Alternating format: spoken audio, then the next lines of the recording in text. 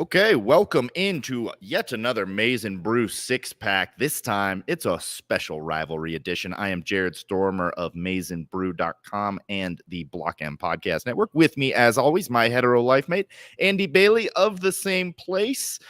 Look, we said we were going to be here. We are men of our words, but a night game at night, Michigan Stadium against Michigan State, Sparty, little brother, where weird things happen. Both teams 4-3, one seemingly trending up, the other seemingly trending down.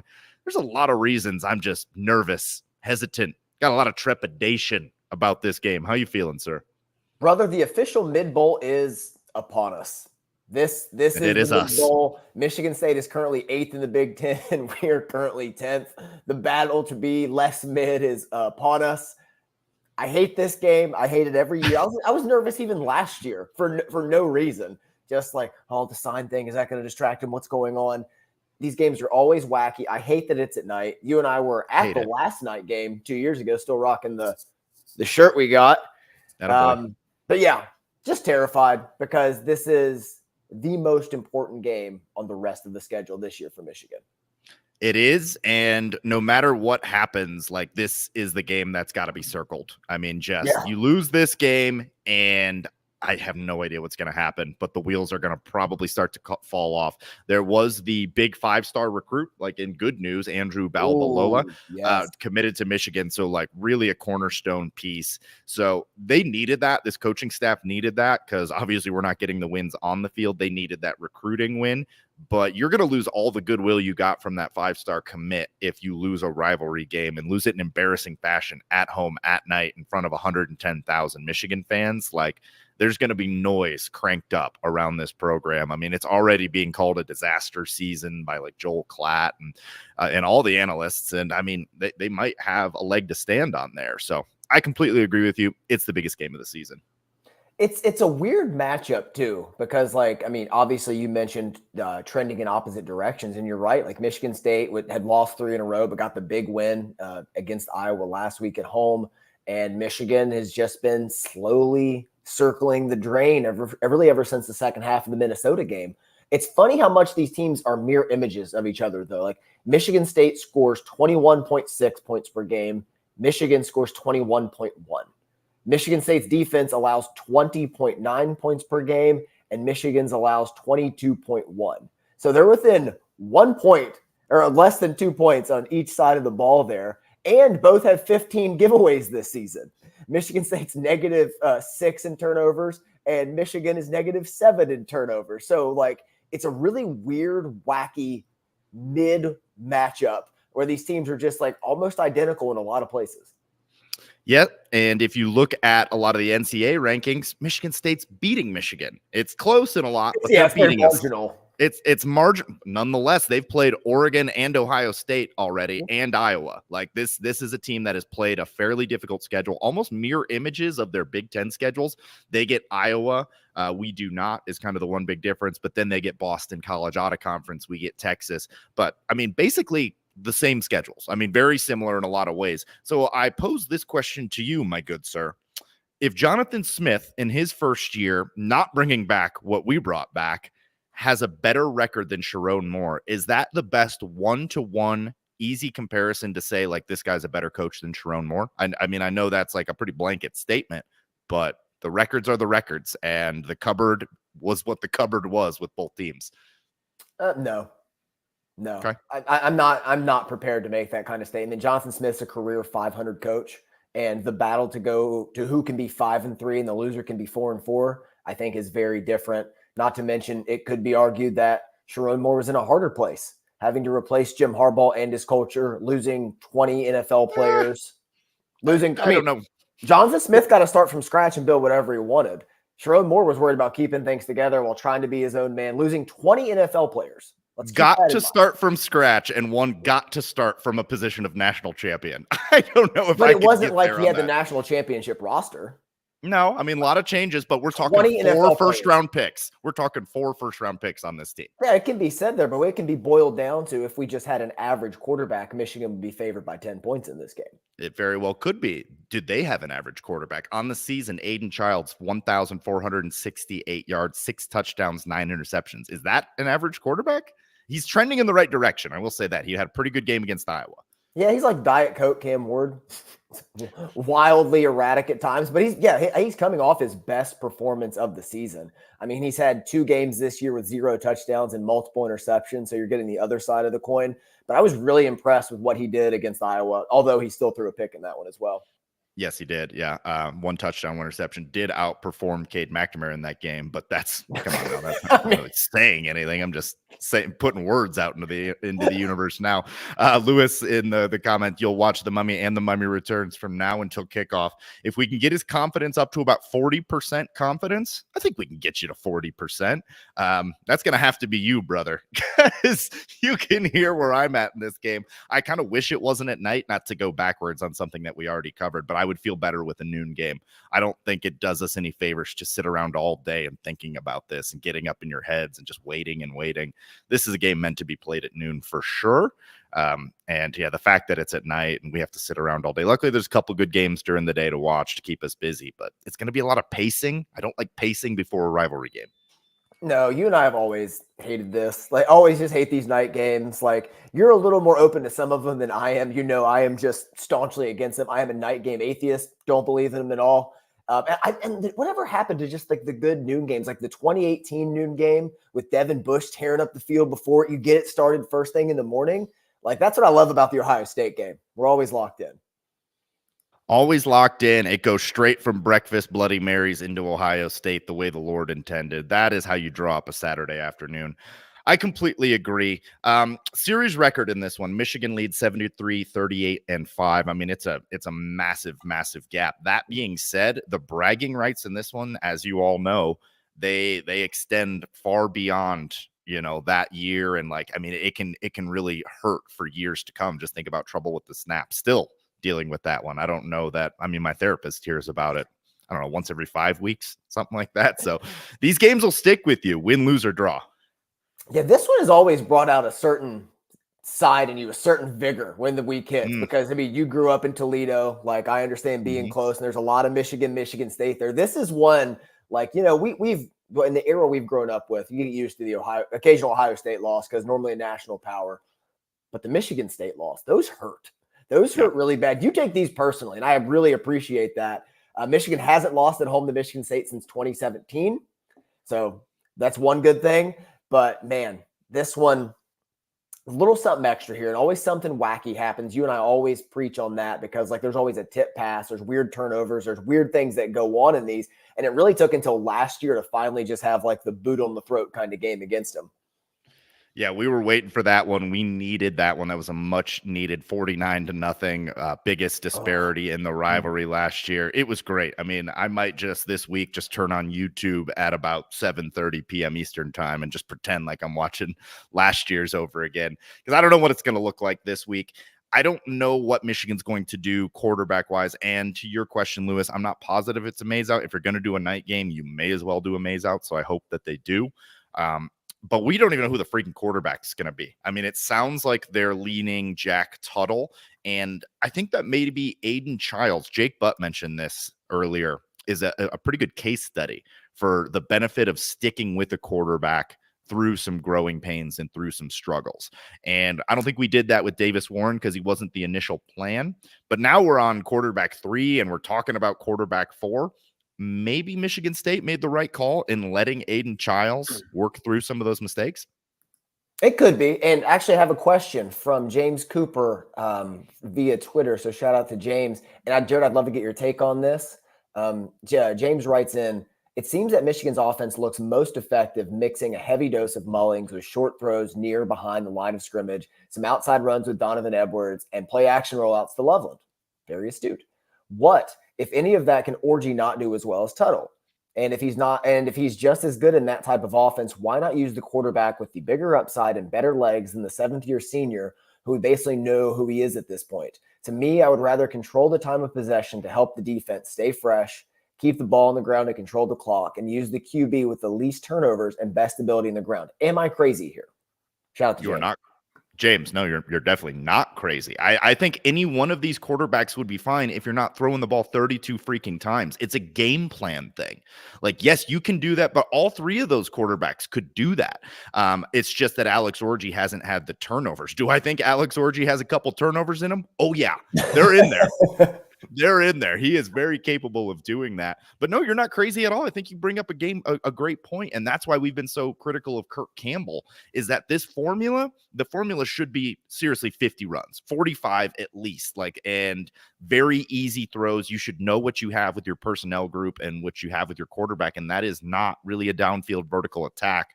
So find other ways to move the ball. No, it's a really great and well thought out point. No, my answer would be similar, and I can't believe I'm going to say this, but I would start Davis Warren with the Alex Orji game plan. I lean Warren over Tuttle simply because he produced more points against Texas than Tuttle could against Illinois. by limiting the throws for Warren, by keeping him in as legitimate passing threat, it just seems like the best solution. I would not start Orji because I don't think he has the higher upside and is the most limited passer of all the quarterbacks. Against Washington, it kind of seemed like the gimmick was up. It had run its course as defensive lines began to mush rush and just overcommit to stopping the run. However, I would design packages with several +1 runs for Orji, similar to how Michigan used them last to really get that swagger and confidence back. If we want to get weird and wacky, let's run out 2 quarterbacks in a look and shift according to the defense, similar to what Andy Kotelnicki does at Penn State. But I think that creativity is beyond some of our offensive coaching staff. The best way to maximize this passing offense, though, is through scheme.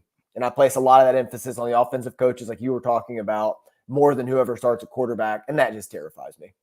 Yeah, absolutely. I mean, why haven't they learned these lessons yet? What is it going to take for them to learn those lessons? Was the beatdown against Illinois finally enough? Well, as that game was unfolding, there were all of us just pounding on the table, screaming at our screens, run the ball more, during that game. So if they couldn't make those adjustments mid-game, why am I to believe, or with 2 weeks off, they didn't make those adjustments? Why am I to believe this week they are? It could be because now that they feel the pressure turned up because you're 4-3. If you lose this, you're probably not making a bowl game with the rest of the schedule upcoming. I'm still got Oregon and Ohio State on this, and really only Northwestern is the game that you should win. So maybe they feel that pressure now and they're like, all right, if we're going out on our own volition. And that's with 45 runs by Kalel Mullings.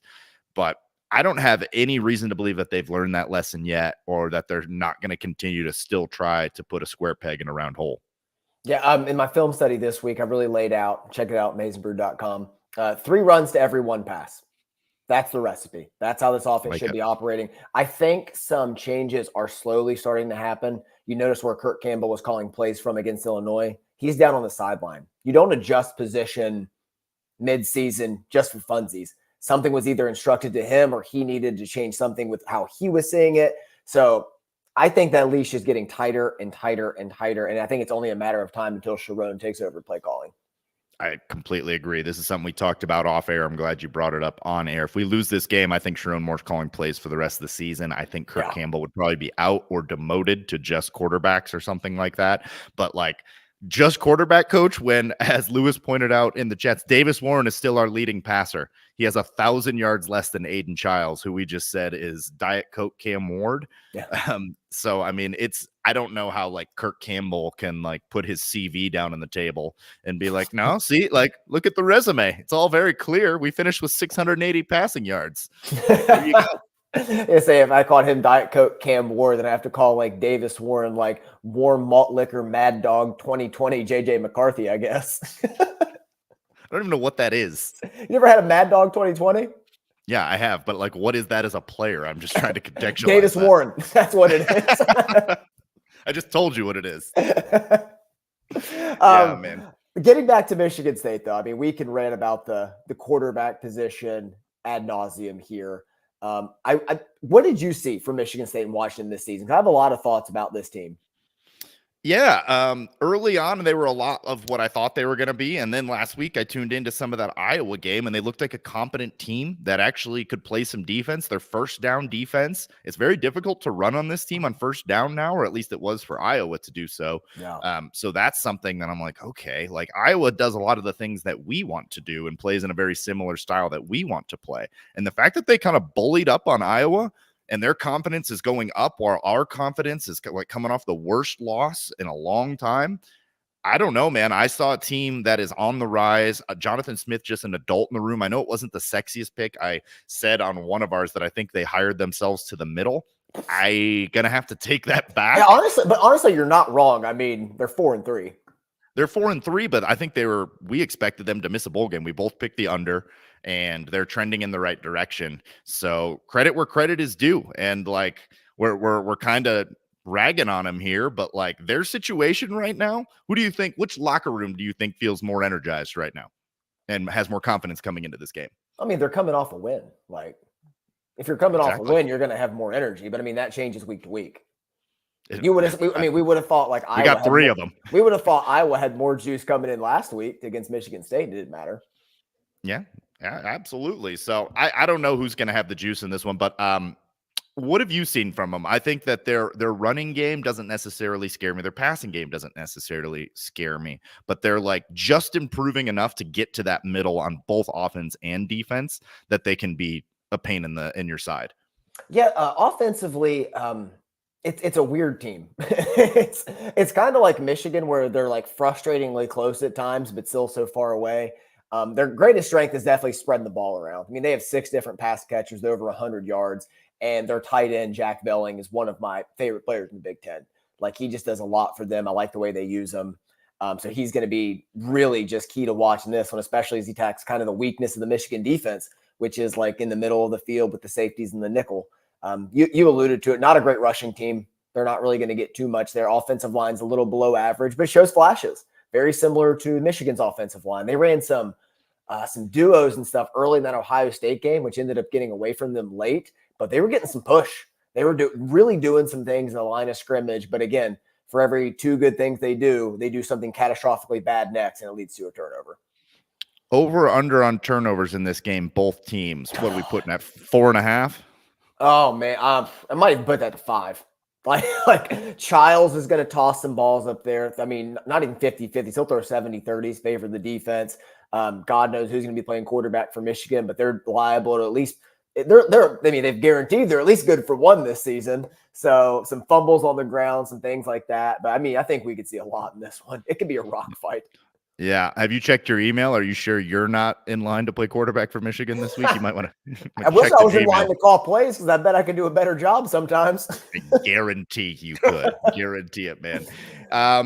Yeah, like I think a lot of what you said there. I mean, as far as offensive line, it's like who has the better one in this one is almost a coin toss at this point. If Miles Hinton's back, I'll give us the edge, because I think that we could then slide Percy over to right. And then I think that that's maybe the unit that you see for the rest of the season. And that I have just a small sliver of confidence in.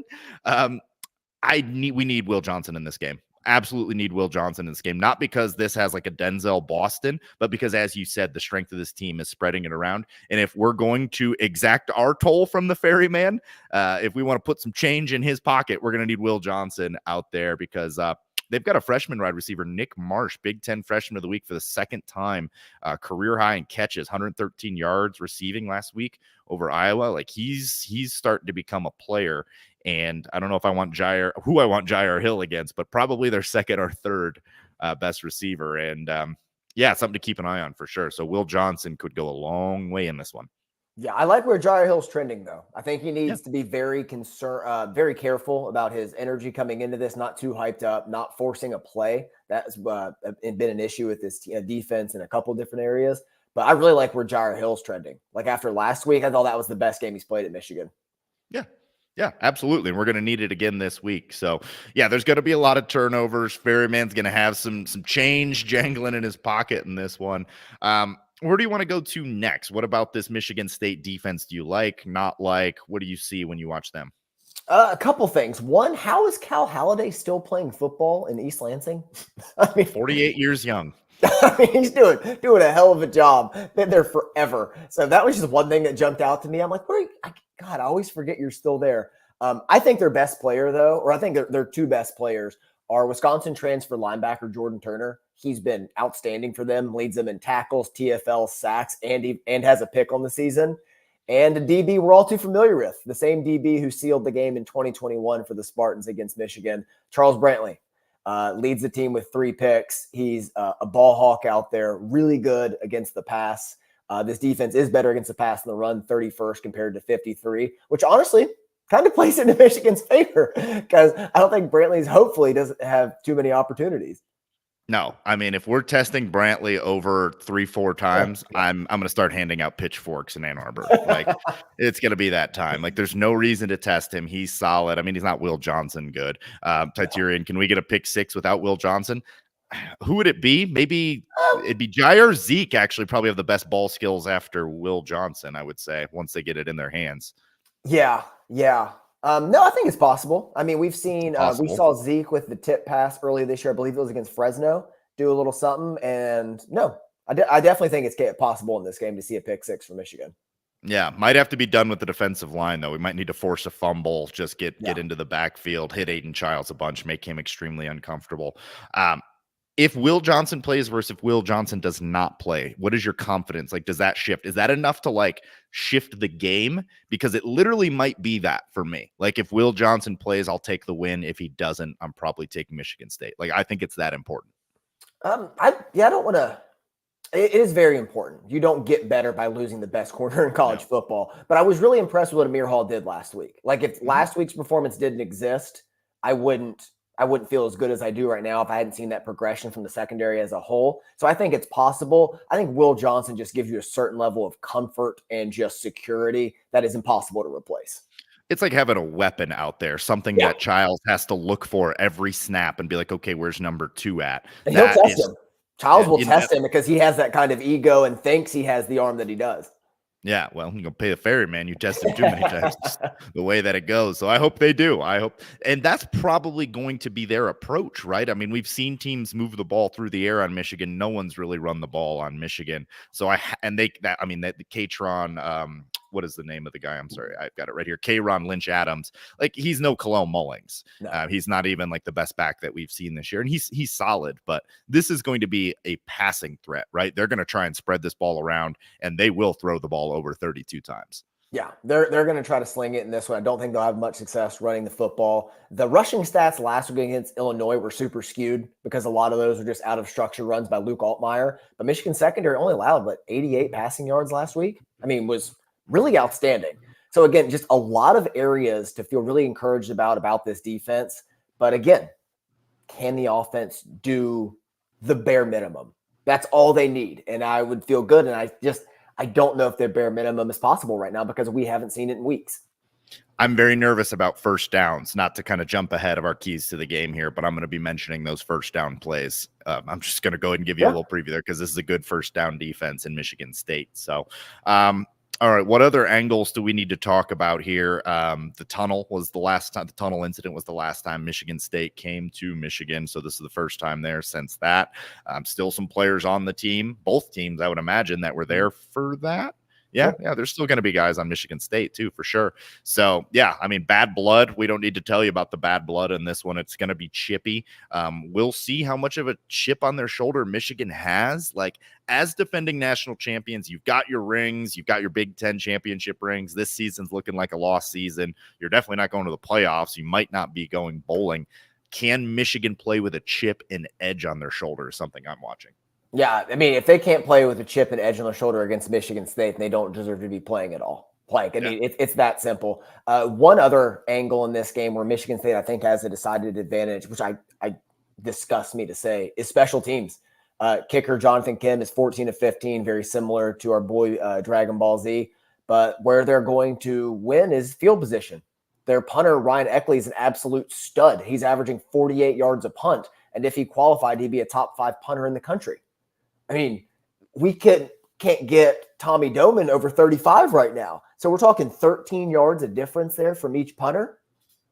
That's 1.3 first downs. Like Michigan could use that extra first down. Every first down is pulling teeth for Michigan. We could use that first down. So I completely agree. Samaj, somebody, if they could break one on special teams and just improve the field position, get it over the 45, and we're in field goal range. I've been saying it all damn year. It shouldn't be that hard to get into field goal range. But then once you do, Tommy Doman, one of the worst players on the team so far this season, you need to execute the hold. You have two jobs. What did somebody say? You have two. It was you. You have two jobs and you're not good at either of them. Is that what you said? I think so. It's really impressive, honestly, this year. He's doubling down. So was Evan Link last week. You know, he wasn't playing on the offensive line, but he was like, you know what? I'm getting there on special teams. It's my time. This game's about Evan.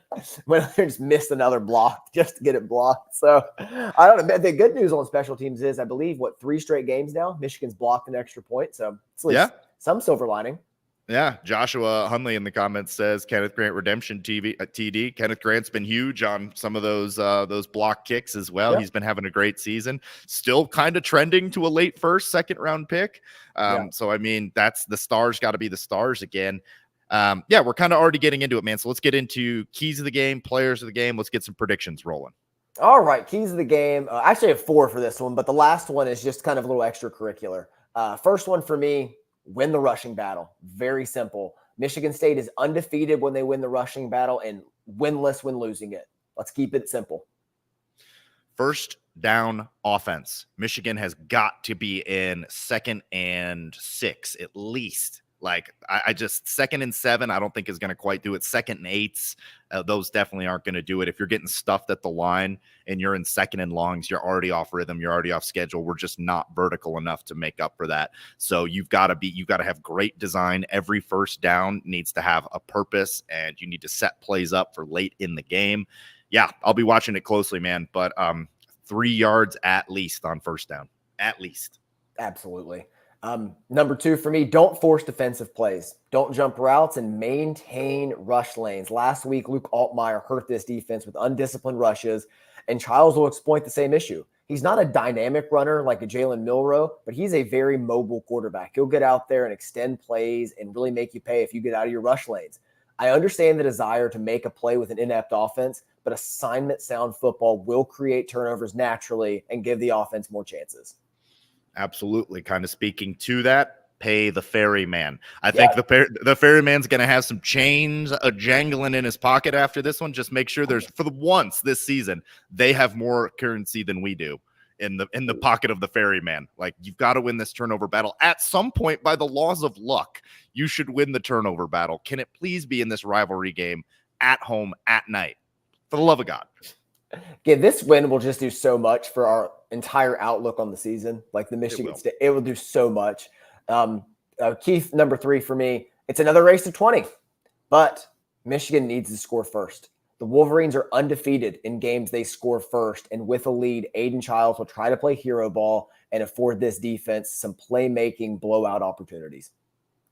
I like it. My last key, championship experience. You've got it all over. I want to see it out on the field. Makari Page, I'm looking at you. Keep the fellas, you got to keep them level in this game. It's easy for the emotions to get high, but I also want you playing with a chip on your shoulder in this. I want all week our senior leaders, the guys that have been there, to say this is unacceptable. This is not what we do at Michigan. This is an important game. I want them to make sure that the importance of this game is known to the young guys that'll be out there playing a lot. So yeah, it's a little more than stars need to be stars. Leaders need to be leaders. Absolutely. My last one, for those in attendance, please keep this in mind. Michigan is 4-1 at home, and Michigan State is 1-3 on the road. Be the difference and allow this team to embrace the home field advantage with a pre-snap advantage. Those penalties could be backbreaking. You talked about winning first down already. Starting 1st and 10 is a hell of a lot better than starting 1st and 15, or even further back than that. Don't hurt yourself. Embrace the home field environment. We hate that it's going to be a night game, but the fans should be raucous, and that should really help Michigan in this one. My last one, kind of also like an extracurricular. It's the weirdness of this game. Avoid the weirdness of Michigan State. Don't fall trap to that. So that means just execute your game plan, go out there, play sound fundamental football, which honestly sounds like I'm speaking in Russian right now with this team. Like just go play normal football, please be normal. But this is the game to do it. Like, don't beat yourself. Don't let the weirdness of this game and the environment, wrap you up and suck all the energy and momentum off this team. Yeah. I mean, it's last year was one. I guess we still had the weirdness with Michigan State running to the sideline to get the play call to really just up the dramatic. I love dumbest team. Always. It's dumb. I know. So yeah, get that weirdness. I mean, there's always tip balls and weird things like that and bad fumbles. So it's like, don't let it define you and don't spiral. Like when the weird happens, if it does, just roll with the punches and keep it moving forward. First player of the game for me, offensively, Khalil Mullings. Like, just pound the ball over and over again. Don't do what Iowa did. So last week you talked about how Iowa would lose first down, and then they would kind of panic and got away from using Caleb Johnson. Cade McNamara should not have 23 pass attempts if Caleb Johnson's going to have 14 rushes. What are we doing? Exactly. Like, play the long game. Okay, you lose it a little bit here. Stick with the run on first down because eventually you're going to wear them down and open up some opportunities. Don't be scared off by that. Stick with the running plan, and I think it'll pay off late in the fourth quarter. Yeah, like Titurian says here in the comments, Page pick 6, Dono and Moldozer over 100 yards rushing. I love it. And I'm going to kind of go into that because, I mean, it's Khalil Mullings. This needs to finally be the game you run him for 28 times. But Donovan Edwards can be a good running back that makes positive impacts in big games. All he's got to do is stop this fumbling issue. That's just a this year thing. So I believe he can get back to that, and he's still your home run hitter. And this team struggles mightily to get first down. So, I mean, if you can take a few first downs off the table with a 40-yard run by Donovan Edwards, that's going to go a long way. So I'm going to go big game Dono just to kind of do a little bit of a different take on this, but it's got to be run the damn ball. It's got to. I get it. Yankees, like, he fumbles. I get it, but it's still Donovan. We still seen him do it. You can't be scared off by that. Like it sucks. Cause like right now he's kind of like, we talked about, he's your home run hitter. Like right now he's kind of like Adam Dunn, where he's striking out a bunch with the fumbles, but he can still hit the long one. Like even on that play, he fumbled. It was so well executed until the end. That was like a new G lead wrinkle. We just put in the playbook like this week, and it looks so good. Like, if he holds on to the football, he really can be the difference maker. Yeah, absolutely. And that's why I'm going with him there. No idea who they're starting at quarterback. It'd be irresponsible to pick a pass catcher. The only other one that you can pick is Loveland. That's the only other answer that you can really pick week in and week out. And I'm sure, once again, they're going to have some plays designed to him. The receivers are probably getting pretty fed up because, I mean, not only can the quarterback not get the ball down the field, but Loveland's so much better than the receivers now. Like 75% of our pass plays are designed to Loveland. So I imagine we'll see more of that. Just less pass plays, please. Just less pass plays. Defensively, I'm kind of going, if he plays, Will Johnson. I think this could be a monstrous game because I think Childs and him will go head to head a few times if he's out there. I know Jair's going to have the opportunity, so he's another good pick here. But I just really think this is like Will Johnson, like just kind of re-announcing his presence because, I mean, has been banged up, played just like the first series last week, like a chance to get back on the national radar a little bit with a big performance in a rivalry game. Yeah, I mean, this is why I wanted to go first last week because I had the same guys. You can get it next week, though. You can get it for Oregon. All right. There we go. Yeah. Will Johnson makes a ton of sense. I mean, we talked about their game plan, the fact that they're going to try and spread the ball around. That means the secondary's got to play a great game. Obviously, Josiah Stewart and the boys up front getting pressure is going to be key. I'm going to take a little page out of Joshua's book there about the Kenneth Grant game. Ooh, I think Kenneth Grant, I was going to go maybe Houseman or Barham too, to get somebody in the back off their best game of the year, man. They were awesome. They were both great last week. So I thought about that as well. But I think Kenneth Grant could force a turnover in this one. I could see something like that. I mean, Kenneth Grant's still having a good season, batting a lot of passes. Yeah. So maybe it's just something like that. Maybe he's getting his hands in passing lanes and has a really good game. But watch out for those linebackers as well. I think that they are trending in the right direction, as you mentioned. Speaking of defense, so I went back on my film study this week, and I didn't get to highlight this play, but I really wanted to. It was Zeke Berry's best play of the season. On the reverse against Illinois, I believe it's in the first half. When the action starts, he stops and just starts pointing and jumping, sending the linebackers back. He's the one that signals and calls it out. And that's the communication we have not seen from him all season. And he's the one that, like, you can literally see him jumping and pointing like the reverse is coming. And then Barham shuts it down. And then Amir Hall and Ernest Hausman combine on the tackle. And it's just a perfect play seeing that unit kind of grow together. Oh, this is joyous news. Yeah, I like to see him growing within the role. I mean, kind of reminded me to take the kid gloves off with him last week. We're like, he's a year 3 player. Like, we can take the kid gloves off. You know what? You're right. Again, I mean, criticism where criticism's due and praise where praise is due. You guys played really well last week, and I'd love to see that continue because I think he's going to be a key piece in stopping this Michigan State offense. Absolutely. All right, brother, let's get some predictions for this one. I haven't looked in a while, but it's probably somewhere in my contract that I could never pick Michigan State. Like, I haven't read the fine print in a minute. I don't think I ever have, even in the darkest of times. I don't think I've ever done it. I can't start now. Like, I don't know how many more games this year I'm going to be able to just flat out pick Michigan with the murderer's row that awaits this team in the back half. And not to mention, this is the most important game of the season and a true must win. Like, if you want to make a bowl, you have to win this game. It starts on Saturday night against Michigan State. If you want to keep the fans behind you or at least have some patience with you, you have to win this game. Otherwise, for sale signs are going to be put in Sharon Moore's yard on Saturday night. I fully expect that if they drop this one. Backs against the wall at home, taking the Wolverines 23-19 in a wacky one.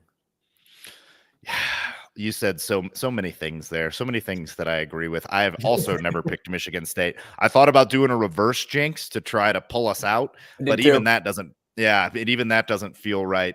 And I think it's because of your last point there. Michigan has to win this game. Has to, because if not, like, if Michigan State loses this game, they weren't expected to win this game coming in. It's at Michigan. It's at night. We have 4 first rounders, yada, yada, yada, all that stuff. If Michigan drops this game, oh boy, like you mentioned, like we're not going to lose faith. We're still going to come on and hype up the boys week in and week out. But I think subconsciously and internally and off air when we chat, you and I might be like, I don't know, man. I don't know. Cause like you can't drop Michigan State with this roster that you have. You can't do it. So I think because of that, because backs are against the wall, jobs are on the line, pride is on the line. This is a prideful group. Absolutely. I think Michigan finds a way to get it done. I see it similarly, though. This is going to be a rock fight. Like, I love that you think Michigan can score 23 points. Well, I think the defense is going to at least count for 7 of those. Defense is going to have to get 7. If the defense gets 7, I think we'll get over 20. I'll go 21-17. It's going to be tight. It's going to be gross. Man, if this game, if someone's going to score like early on and it looks like this game's going to be a shootout, I'm going to feel horrible because we just can't do that. No. Like if we go down 2 touchdowns at any point in this game, it's probably over. You cannot go down 2 touchdowns in this. So we'll know pretty quickly what kind of effort we're going to get from these guys. I trust the defensive line. I trust the defense in general. Like I trust the defense in general to have a good game. Yeah, absolutely. Like Yankee says, 70-30 run pass. If you stick with that sounds delightful. Sounds delightful. Give me a nice warm cup of that. Yeah. Tilt it back. So yeah, I think that's got to be the formula. If I see 32 passes from Jack Tuttle at night, I will put the for sale signs out myself. If I see a play action shot on the first play of the game against the corner that didn't bite on the out and up, that had the same success probability of me DMing Sydney Sweeney, I am going to riot. That was a joke in my article this week. I am going to be so bad. Like that had no, and then it's 2nd and 10 and you're behind the sticks. And it's like, all right, here comes a predictable run because you can't go pass. Otherwise everyone's going to riot. So you know the run's coming and you're already behind. So God, just please just run the football. I'm not asking for a lot here. That's why I'm watching first downs, man. If you're doing that sort of nonsense again, oh man, Kirk Campbell might be coaching up the high school team just outside of Troy. He and Stallions, baby. Put them together. Put them together. See what we can muster up. Any final thoughts from you, my friend? No. Biggest game of the year, man. A lot's riding on this for the future. Huge recruiting weekend as well in Ann Arbor. A ton of people are going to be on campus. So this is a big one. To quote Tyrion Lannister during the Battle of the Blackwater, those are brave men knocking at our gates. Let's go kill them. All right, that's going to do it for us. We will be back with our podcast that will be out on Tuesday. You can check that out, win, lose, or draw. We'll be off next week for the Thursday. We will not be doing this next week. We'll see if maybe we can drop something, but just too much going on next week. And if we're 4-4, I'm not previewing Oregon. I'm not doing it.